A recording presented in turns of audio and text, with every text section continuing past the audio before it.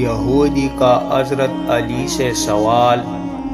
حضرت علی کے پاس ایک یہودی آیا اور کہا، میں نے سنا ہے آپ مسلمان جب عبادت کرتے ہو تو بری خیالات آتا ہے، جب کہ ہم عبادت کرتے ہیں تو ہمیں نہیں آتے۔ حضرت علی نے فرمایا، اگر ایک گھر فقیر کا ہو اور ایک امیر کا تو چور کہا جائے گا۔ یہودی نے کہا، امیر کے گھر میں جائے گا۔ حضرت علی نے فرمایا، تبھی تو شیطان ان کو ستاتا ہے جن کے دل میں اللہ ہو، جن کے دل میں اللہ نہیں ہوتا وہاں شیطان کا کیا کام۔